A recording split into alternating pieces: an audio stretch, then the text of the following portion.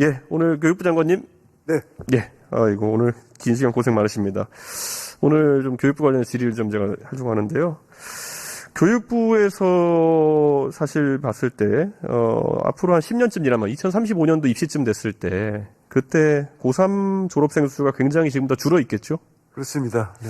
저희 의원실에서 한번 통계를 살펴보니까요, 지금 2016년생 정도가 2035년 입시에 들어갈 텐데요. 그때 수능 이과 시생이 한 21만 명 정도 될 거로 추산됩니다. 지금 이과 비율이 그대로 유지된다면요. 그랬을 때 4%가 이제 1등급일 텐데 한 8,000명 되는데 지금 현행 의대 증원 상황으로 보면은 8,000명 중에 5,000명 정도가 의대 정원이 돼버린다. 그러면 과도하게 많은 수가 의대 정원이 되는 게 아니냐, 이런 인식에 대해서 어떻게 생각하십니까?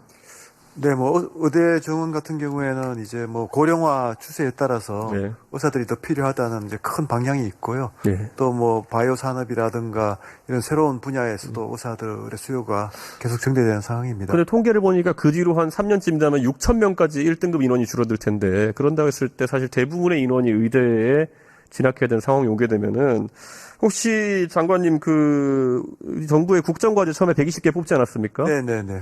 그 중에 제가 찾아보니까 81번이 100만 디지털 인재 양성이라고 있거든요. 네네. 이거 인지하고 계시죠? 네. 그럼 이게 사실 앞으로 여러 융복합 과목이라든지 아니면 반도체, 바이오 이런 쪽 전부 다 인재 양성해가지고 과학 입국하겠다는 취지인데, 사실 이 계획은 만약에 실제 6,000명 중에 한 5,000명 정도가 의대에 지원하게 되면은 사실 1등급 학생 중에 1,000명 정도가 남게 되는 건데, 최우수 인재들이 과기 쪽으로 간다는 그런 취지와는 좀 어긋나지 않나요? 사실 이제 미래 인재가 어떻게 앞으로 이제 분포될 건가는 상당히 다양한 요소들에서 결정될 거라고 생각을 합니다. 시장 요인도 있고 또 정부의 그런 공급이나 이런 거의 변화도 있는데요. 그런 부분에서 정부가 항상 말씀하신 그런 부분에 대해서는 계속 가장 중요하게 생각하고 있습니다. 국가 전략상 중요하기 때문에요. 그래서 사실 국민들이 굉장히 의아하게 생각하는 거는, 아까 제가 120개 국정과제 얘기했는데요. 네. 거기에는 명시적으로 이공계 인력 양성에 대한 이야기는 그때 들어 있습니다. 제가 공교롭게도 그 대선에서 정책적으로 했었기 때문에 논의도 많이 됐었고, 그게 공약으로 들어갔는데, 실제 의대 증원과 관련해가지고 120대 국정과제 속에 내용이 들어있느냐를 봤는데, 비슷한 내용도 찾을 수가 없었거든요. 네네. 이러다 보니까 국민들은 예측 가능성이 너무 입시제도에 떨어지는 거 아니냐. 이게 사실 기업도 그렇고 어느 정부든지 들어서게 되면은 국정과제 처음에 나오는 걸 보고 중장기 전략을 짤 텐데, 이거는 그러면 모델하우스랑 배달된 집이 좀 다른 거 아닙니까? 제가 이제 국정과제를 작성할 시기에는 제가 정부에 없었습니다. 그래서 자세한 말씀은 못 드리겠습니다만, 어떻든 간에 의료개혁은 역대 정부에서 항상 우선순위가 높았던 거고요.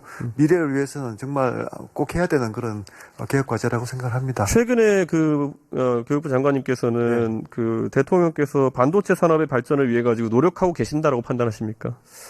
굉장히 관심이 많으십니다. 근데 아무래도 우리 기업들이 외교적인 상황 때문에 많은 자본을 들여가지고 미국에 이제 공장도 설립하고 투자를 진행하고 있는 상황인데, 지금 미국에 투자한 기업들, 우리 기업 말고 TSMC 이런 데도 사실 미국 현지에서 인력을 구하기 어려워가지고 공장 가동시기를 늦춘다든지 이런 문제가 나오고 있습니다. 그래서 지금 대만에서 인력을 찾아온다 이런 얘기도 하고 있는데, 우리 기업들, 삼성이나 SK나 여러 기업들 진출해서 똑같은 일이 발생할까 하는 우려가 있는데, 그럼 본국에서 충분한 인재를 공급해야지만 그 공장들이 가동될 수 있다는 건데, 사실 우리 기업들 몇십조 갖다 놓습니다, 거기다가. 그거 본국에서 뒷받침 못하면은 큰 손실 볼 수밖에 없습니다. 대책이 있습니까? 예, 의원님 지적하시는 똑같은 방향으로 대통령께서도 여러 번 강조를 하신 기억이 나고요.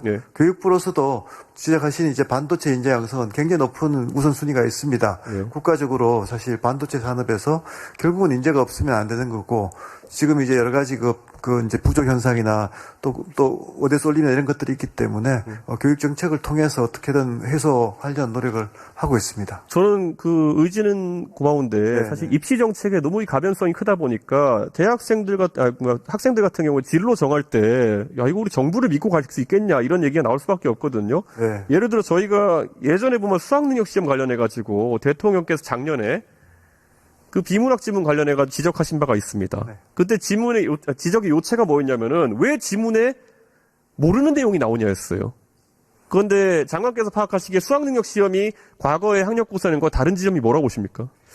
예, 이제 수학능력 시험에서 정말 사격 기관에 가서 트레이닝을 받지 않으면 풀 수 없는 아주 어려운 문제들이 나오는 그게 굉장히 큰 문제예요. 그런데 비문학 지문 같은 경우에는 결국에는 영어 리딩 컴프리hen션 아닙니까? 독해 아닙니까? 그러면은 사전의 내용을 모르고 모든 사람이 공평하게 처음 보는 내용을 얼마나 빨리 이해하느냐를 측정하는 시험인데, 그럼 오히려 대통령 지적하신 바는 왜 아무도 모르는 게 나오느냐가 아니라 아무도 모르는 게 나오는 게 정상 아닙니까? 근데 그 지문의 수준이 지나치게 높았거든요. 제가 봐도. 그래서 그게 그냥 학교에서 그냥 그 교육과정을 이수한 아이들이 정말 풀기 힘든 문제들이었습니다. 사실 그래서 대통령이 그 지적하신 다음에 사실 교육과에는 오히려 혼란이 번졌고 그 반수가 많이 늘어났다는 얘기가 있고, 저희가 올해 이번에 통계를 이제 살펴보니까요. 네네.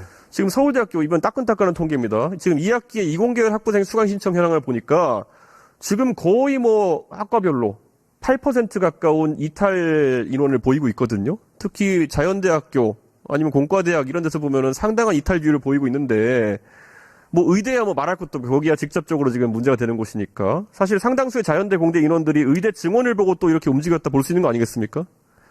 그래서 저희가 의원님 더 잘하시겠습니다만, 이제 R&D 인력 양성을 위해서, 이공계 인력 양성을 위해서 스타이펀드 제도를 도입한다거나. 그건 대학원 가서 얘기 아니겠습니까, 그거는. 네, 제가 말씀드린 거는 아까 말한 모든 것들, 사실 기업이 그 회사 돌리는데 자본이 부족한 거는 뭐 해외에서 자본을 끌어올 수도 있고, 뭐 우리 은행들도 다 충분히 이제 능력이 되고 하는데, 사람이 부족한 거는 지금 사실 우선순위 어디 지냐의 문제거든요. 네. 대통령께서 의대 증원 5,000명 딱 박으시면서 가장 우수한 인재들이 공급돼야 되는 서울대에서부터 반응이 나오고 있는 겁니다. 당장 지금 8% 가까이가 이탈했다고 하는데 이거 우리 이공계 인재들입니다. 어떻게 해야 될까요, 이거? 의원님 지적하시는 그 중요성에 너무 공감을 하고요. 다만 이제 더 잘하시는 바와 같이 실리콘밸리나 이런 쪽은 이미 이공계 그 엔지니어들, 소프트웨어 엔지니어들이 뭐 수억을 버는 그런 이제 시장 구조를 가지게 됐습니다. 저는 우리 대한민국의 경제 구조도 그렇게 갈 수 있다. 또 반도체 산업을 육성하고 또 인재 부분에서 투자를 하면, 그래서 이런 부분을 좀 이제 균형 있게 의대 정책과 함께 추진한다면 반드시 지금처럼. 저는 근데 이렇게 생각합니다. 결국에는 의대 증원이라는 문제를 다들 의료계에 국한된 문제를 보지만은 지금 가장 먼저 즉각적인 타격이 나타나는 곳이 8%가량 인력 유출이 일어나고 있는 이공계다 저는 지적드리는 거고요. 우리 부총님 예전에 이명박 정부 때는 교육과학기술부 장관 아니셨습니까? 맞습니다. 어느 누구보다도 과학기술계를 잘 알고 계신 교육부 장관님이기 때문에 제가 부탁을 드리는 겁니다. 이거 실제 지금 이렇게 인력이 빠져나간다? 저는 심각한 문제고, 현장에서 일할 사람이 없으면은 이게 아까 말했던 우리의 대기업들마저도 인재난 겪을 겁니다. 의대 증원 문제에 대해 가지고 주무부처가 교육부랑 보건복지부겠지만은 또 과학기술계 입장에서 좀 얘기를 해주셨으면 좋겠다, 이런 말씀 드리는 겁니다. 100% 공감하고요. 같이 문제 해결하기 위해서 계속 상의 드리고 노력하겠습니다. 사실 지금 이 아까 말씀드렸던 것처럼 국정과제에 없는 내용이 갑자기 들어온 거예요. 그러니까 예측 가능성이 떨어진 상황이기 때문에 잘 부탁드리겠습니다, 장관님. 네, 감사합니다.